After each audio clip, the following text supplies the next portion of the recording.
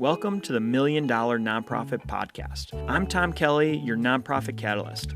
As the founder of Charity Auctions Today and Donor Books, I've spent almost 2 decades helping organizations like yours break through fundraising barriers, engage communities on a deeper level, and accelerate meaningful growth. In this podcast, along with my incredible guests, we'll uncover transformational ideas, tackle challenges head-on, and share insider strategies that you won't find anywhere else. Each episode is designed to take your nonprofit to the $1 million mark and beyond, because impact doesn't scale by chance, it scales by choice. So let's get started. On today's episode, I'm joined by Christine Robertson. She's a financial data expert with years of experience helping nonprofits improve how they manage their donor relationships. We dove into the process of transitioning from spreadsheets to a CRM and the critical importance of keeping donors' data up to date and how a well-organized database can elevate personalized donor interactions. I asked some great questions, then you won't believe the answers that she gave. We also discussed key CRM features to look for and how to make sure your donor management system can scale with your organization. Plus, Christine shared some surprising strategies that nonprofits can use to double or even triple their donations through smart data management. You definitely don't want to miss this episode. Christine, welcome to the $1 Million Nonprofit Podcast. Thanks so much for having me. So I know we're going to be talking about donor management systems and relationships and segmenting our donors. And I've talked to hundreds of nonprofits, and the majority of them all seem to still use, it doesn't matter whether they're small or large, Excel spreadsheets and Google Docs to manage their donors and really just kind of manage their data. What are some of those systems that some of these nonprofits should be implementing that are essential, that should be an essential part of their nonprofit from early stages on up to the big people, the big guys? Sure. So first of all, I do want to say, if you have Excel spreadsheets and Google Docs, and that's all you have, obviously that's a place we can start. If you have a CRM that you're paying money for and all of your data is in your Excel spreadsheets, that is problematic. And that might be a segue off of where you were going. But as someone who regularly is convincing people to make sure all of your data is in your system of record, I have to say that. I really think the biggest piece with our data is starting to think about how do we use our data to build a relationship. The dollars and the facts and all of those pieces of information are so much more than sometimes we think they are. And how we store them is how we can use them, and how we use them is how we build our relationships. So it's all one big integrated piece and not separate things that we can keep in silos. Well, and I've a lot of the nonprofits that I've spoken to in the past, like you said, they have a CRM, and then they don't. It's too complicated. So then they're like, hey, I'm just going to do the easy thing that I know how to do, which is a Google sheet or an Excel spreadsheet. But the CRM is so powerful if they just kind of take the time to really kind of fill in the data. It really has a lot of benefits that, will just make their life easier. What are some of those things when you see a situation like that you're really kind of saying to those nonprofits to convince them to start using that CRM a little bit more? I had this conversation with someone yesterday who shall remain nameless, of course. They asked me if I could pull a master spreadsheet out of their database so that they could use it all year long and send mailings to their donors and reach out and just keep using that spreadsheet because they felt more comfortable with the spreadsheet. And my immediate response was, well, technically, yes, I can do it, but no, I'm not going to. Because as soon as I pull that spreadsheet, the data is static. It becomes stale. So the second that someone adds a new address to your CRM, the spreadsheet is wrong. The second they add a new gift, the second they update what that donor's communication preferences are, none of that is going to flow through to that spreadsheet. So it means you're working off of old data. So if someone's changed their name, if they've moved, if they've died, any number of things can happen that should change how you communicate that don't if it's a static, stale spreadsheet.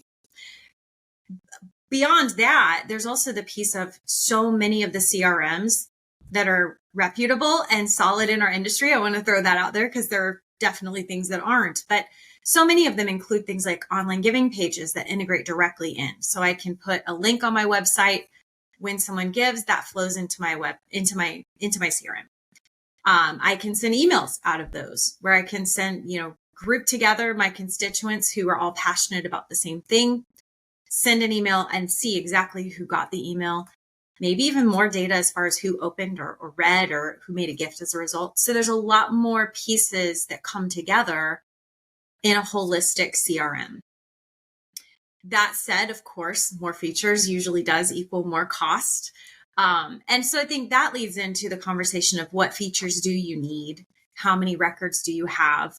We all know some of the big name tools in the industry. I work in some of them. I think they have great use for organizations in that position. They also aren't for everyone, and they may be too much, which is part of what you said earlier. Is some of these systems are so complex and organizations genuinely don't have people on teams who know how to use them, or they're using them as a side to their full-time job and they don't have time to invest in them. So an overly complex system wouldn't be ideal for everyone, but something is certainly better than just having data that you're not updating or that you don't know how to work with it because it's in a format like Excel where there's a lot of limits and there's very few ways you can manipulate that and update it. At what point in a nonprofit's growth stage do you think it becomes essential to move from like spreadsheets to kind of a more complex or donor management system or nonprofit management system? I think that if an organization has an eye to grow, which if you're listening to this podcast, I hope that is where you are. I think that really when you're in that mindset, that needs to be something that you build into your budget and make a priority. I know that there are certain tools. Little Green Light is the first one that comes to mind. I don't work with them. I don't have any connection. I worked with them in the past. But I say that to say, I know their tiers can be pretty affordable. As of the last time I looked at their website, there was one plan that was under $500 for the whole year for a smaller org with a smaller number of constituents. I can't promise any pricing on that, so please don't ever quote me on that and try to get it honored. But $500 wouldn't be a huge commitment to gain features such as those emails, being able to send email marketing, being able to have that online giving form, tracking event attendance. There's a lot there that you can't do easily in Excel. I think the other thing to Excel that I want to say too, and this may be a bit off of that, is I don't know about you, but I have sorted my Excel spreadsheets and mismatched my data more than once on accident. And that does scare me with Excel for people who that's all you're using, because if you missort and you don't realize it quickly, you could corrupt all of your data and essentially lose so much history in that. So I think that's also a thing to consider as you're deciding, can I afford something or can I look into that, is can you afford not to find the way to do that? Because what happens if you corrupt all of your data or the spreadsheet is lost or missorted or things like that? Well, and I think the biggest tip so far that we heard is that when you export your data, it's static. It like you can't change it. Like there's so many different changes that could happen that once you export it, it's no longer the most up to date information that you have. And definitely make sure to stay to the end. And I'm going to give my top 5 takeaways from this episode. But that was just the first one that I love, that you should really think twice about exporting it and just living off of that one export, because it's a living, your donor management system and your donor database is a living, breathing, document that is constantly updating. And especially if you're using some of these tools where, if something happens on your website, it automatically updates your donor CRM. And if you're not to that point yet, then, there's definitely going to be some tools that we can suggest towards the end that are really cost effective for the small organizations. And then we'll give some of the higher level ones down the road too, for some of the more established organizations.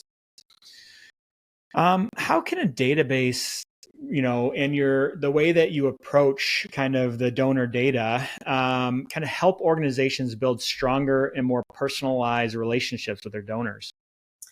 That's a great question. So my whole career has been pretty much being a data person, either directly at an organization or consulting other organizations in using that data. And early in my career, I was told, well, you're not a fundraiser. You're not really a fundraiser. You're support staff. But the longer I was in the departments and the more I gained my own voice, the more I realized I am absolutely a fundraiser. I may not be the one going and asking, but I'm the one who puts together the reports to give to the major gift officer. I'm the one who I see the names and I go, wait, this person is connected to that person. There's something you need to look into here. All of those pieces come together, and having that vision of your data is such a part of being able to identify who might be a major gift prospect, or who should you maybe do a softer stewardship touch, or even just a softer relationship touch because you know that they just lost a family member or a job or whatever. All of that needs to be in a database, because otherwise one person on your team may have this knowledge in their head, but no one else has it available if it's just in someone's head. And so I think having that CRM and having that policy of everything goes there creates that ability for your whole team to be relational rather than one or two people. And when you work with some of the larger, the most successful nonprofits that implement this the right way, do they have a dedicated person that is just, doing this almost like donor stewardship or donor management on such a level where they're really looking for those really close relationships? They're looking for all of this little tiny data. Like, who is that person at these nonprofits? Like, what's their title? If you're a small nonprofit looking to like, hey, I want to implement this, who's that hire I need to find that will focus on this? What is the name of that position? What's a character trait that you think would be a great person to kind of do this donor stewardship? So the titles are different with, I think, almost every organization I work with. That's why I was kind of smiling when you said that. I think one of the areas where I see this as a problem is that very often smaller organizations will say, so-and-so has extra time, let's assign this to them. And that person doesn't have an aptitude or an interest for working with data. So I think the first piece I would say to your question is find somebody who actually likes getting in and working with numbers and data and fixing it. They're very often the people who are very focused on detail and consistency. And a big chunk of that is because detail and consistency are what makes your CRM, what makes your system work. If I enter the same information 3 different ways, pulling it back out is going to be very, very challenging. If I always do it the same way, it makes it a lot simpler. So that's where I would say finding people who have an aptitude for technology, who aren't scared of technology, who have a consistency in what they do. Those are people who are more likely to be able to be trained and learn the tool and work with it. Have you worked with organizations that when they find that person, or maybe even a team of people, and they break up their donor management into individuals to just do the donor stewardship portion of it? Do they incentivize those individuals based on like how much donation revenue that they were able to bring in? Have you seen any ways that kind of set goals or KPIs that they can assign to them that would make kind of managing that donor information and utilizing it to attract more donations from it? Have you seen any things that any KPIs or data or incentives that larger organizations have done that maybe a smaller organization can implement? I haven't, but I really would like to. One of the things that I have seen so often is that the data person is one of the lower paid members of the team, and all of the opportunities to promote go to major gift officers or maybe an events person. And the data person is very often seen as kind of, I hate to say that they're just the lower level of the office. For me personally, that was something I ran into earlier in my career and ultimately went into consulting because there was no room to grow and promote within the organization I was in at the time. And while I love what I do and I love consulting and I love getting to work with a wide range of organizations, I don't like that is a part of nonprofit culture, because I think having someone on your team with a skill set to grow and manage the data is so key to having good fundraising and good relationships that I would like to see it elevated within our industry to the point where if you're good with data, like you said, there's a reward. There's an incentive to be good with that and to improve the ROIs, to, how are the mailings doing? Because your mailings are only as good as your data. So if your mailings are raising significant amount of money for your funds, I think that should be treated the same as a major gift officer who's making an ask and seeing that revenue come in that way. So I think truthfully, our industry needs to grow in that area. Some organizations are doing better, but overall, I feel like that's an area that we really need to improve. What do you think are some of the challenges nonprofits face when tracking major gifts like manually on Excel spreadsheets? And how does like a database or a CRM resolve a lot of these issues? I think one of the biggest ones would be, do you have everything in your spreadsheet that you actually need to do an adequate tax receipt? My first thought is, well, what if I gave you a stock instead of a check? Do you have everything in your spreadsheet to actually give me a legitimate receipt for my stock? Or are you going to receipt me for an amount, which by the way is wrong? You should always tell me how many shares I gave, what day I gave them, what type of stock it is, not what it was valued at, because my value might actually be different than yours depending on the time of day and all of those things. So are you set up to be able to adequately receipt? Are you set up to be able to really steward that relationship to see how many times have you spoken to this donor in the last 6 months or a year? Who at your organization is building that relationship? Maybe you have a column for that in your spreadsheet, but then how do you know from your spreadsheet, what is their lifetime giving? What is their giving just this year? What is their giving in different categories? Are they giving to different types of funds within your organization, designations, things like that? So I think it's really quickly, there's so many questions I would ask of how are you tracking this well? What are you doing to keep this correct? I would be very concerned that you could do all of that well in a spreadsheet. Well, and it kind of goes back to our point earlier where the spreadsheet just, unless you automatically have a way of updating it from your website or, across your entire organization, the data is just not going to be 100% accurate 100% of the time. And I think that's kind of where a lot of the smaller nonprofits kind of fail, is because they're relying on the manual entry. And if it's, just one or two people that are really running the nonprofit, it's like, I'll come back to that maybe on Monday or maybe next week or every Wednesday during this window of time. I'm going to spend 2 hours a day updating my data information. Well, what if something happens and you can't do it?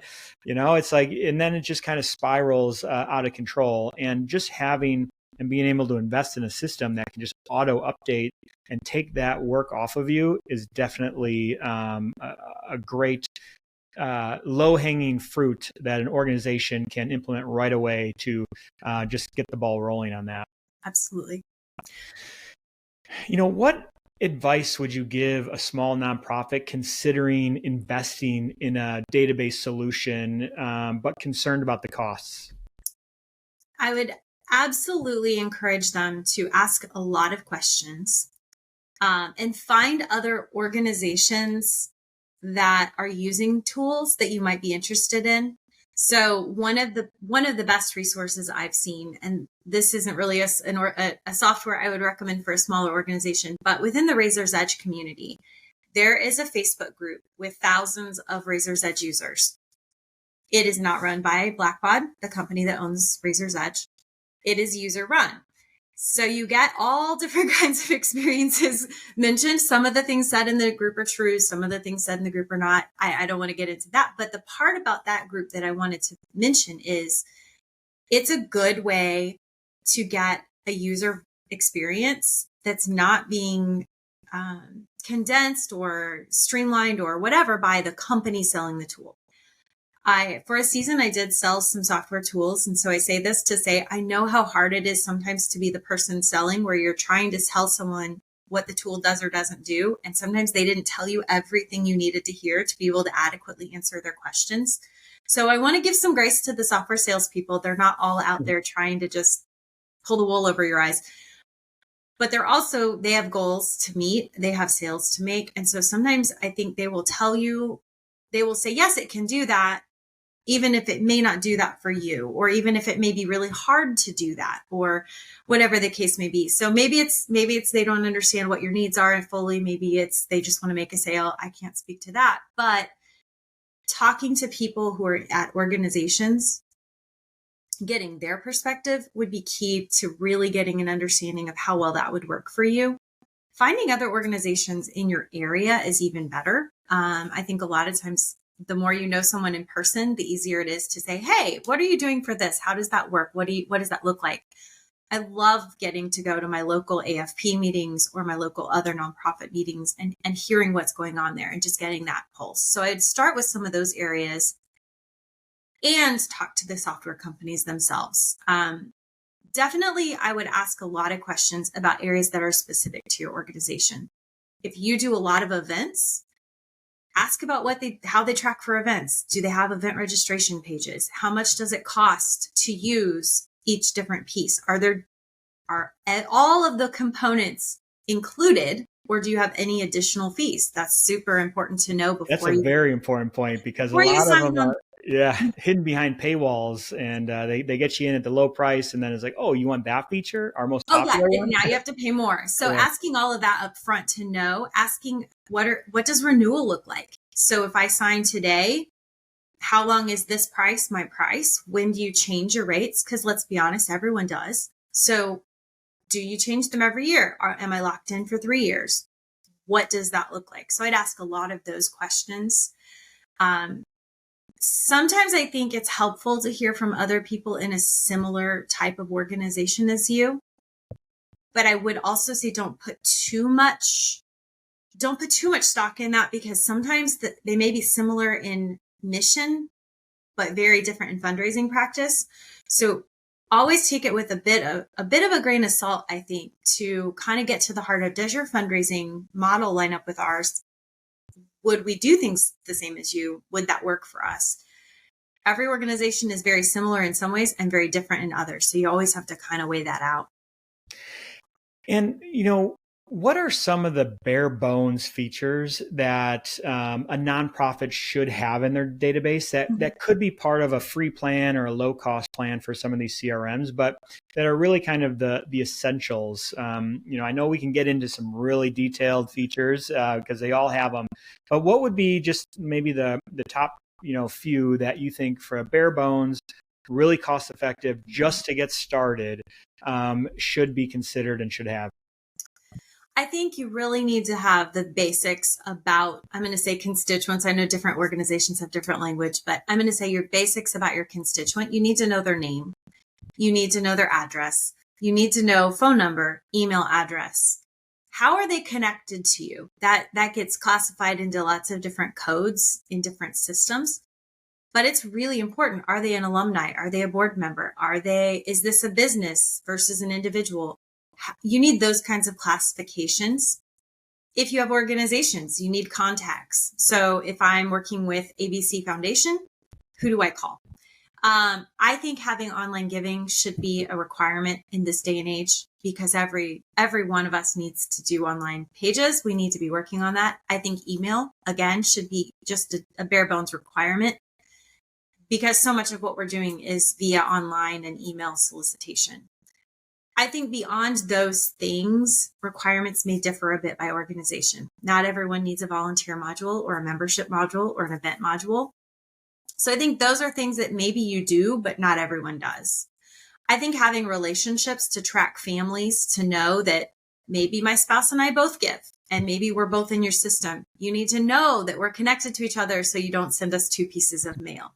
So some of those kinds of things I would say are part of that bare bones too.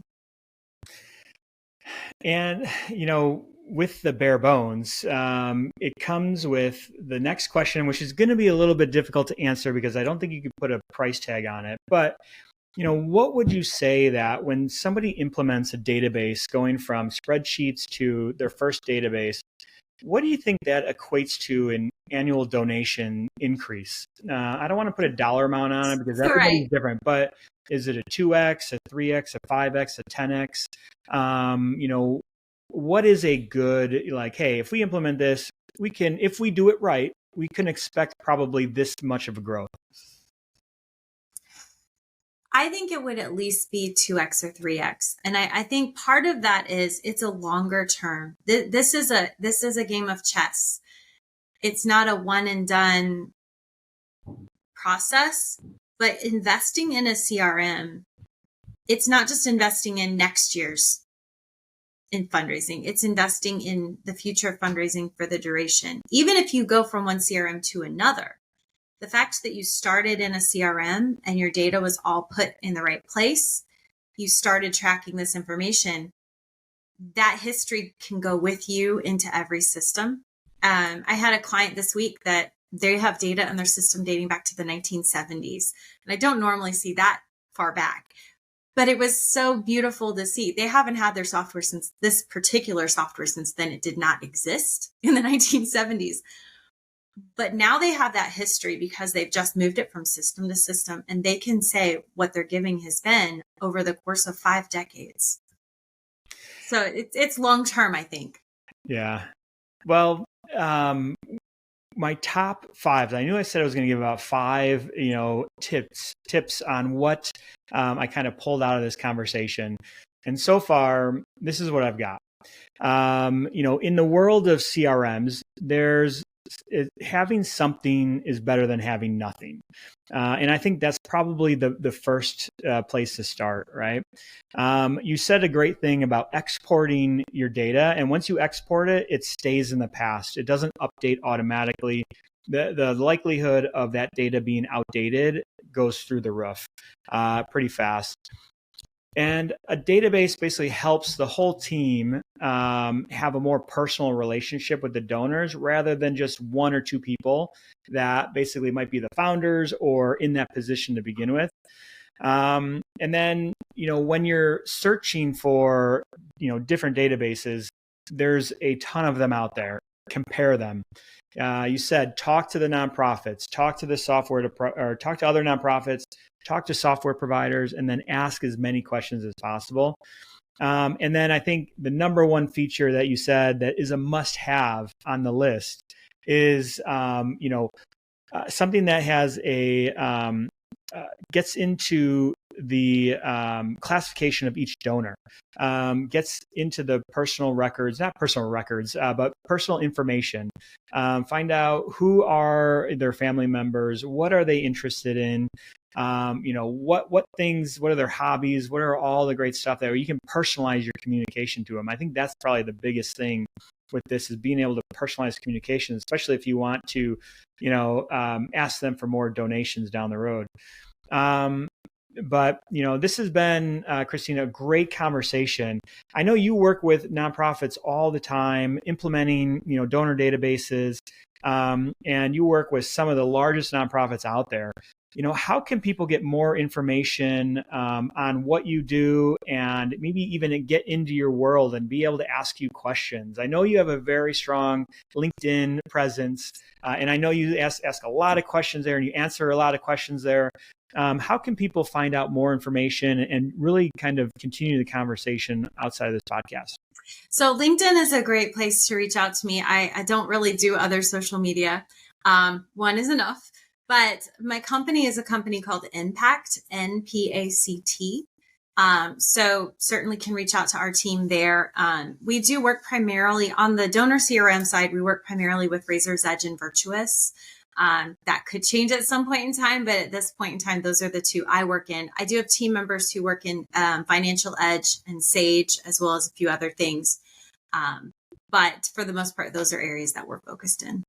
And what if there's a nonprofit that's listening that is currently using one of those platforms, but they're not utilizing it to its full ability? Is that something that you can take over and help out with? Yeah, absolutely. A big part of what I do is consulting in Razor's Edge and a little bit in Virtuous. I'm mostly in Razor's Edge at the moment. I do everything from training people how to do things.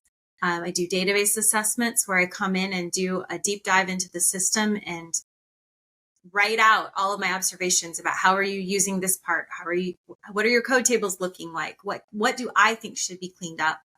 And I do also consulting hours, which are a combination of training as well as getting into databases and doing work for clients. So I may do an import or a data cleanup project on their behalf. Sometimes I sit and help someone else coach them through something so they can gain a new skill. Lots of different pieces in there. Well, Christina, this has been a great conversation. And I know everybody that's listening that is currently either in Excel, spreadsheets, or Google Docs is definitely now thinking about implementing a CRM. And if you guys have any questions, definitely reach out, follow Christine on her LinkedIn account. Christine, thank you so much for being on the $1 Million Nonprofit Podcast. It's been a pleasure. Thank you so much. Thank you for tuning in to the $1 Million Nonprofit Podcast. If you'd like free resources to take your nonprofit to the $1 million mark, visit realtomkelly.com/playbooks. And because I'm committed to helping nonprofits maximize their impact and reach as many people as possible, contact us at hello@realtomkelly.com to explore bringing me in to speak at your next event. And as always, I'm looking forward to sharing more transformative insights with you on our next episode.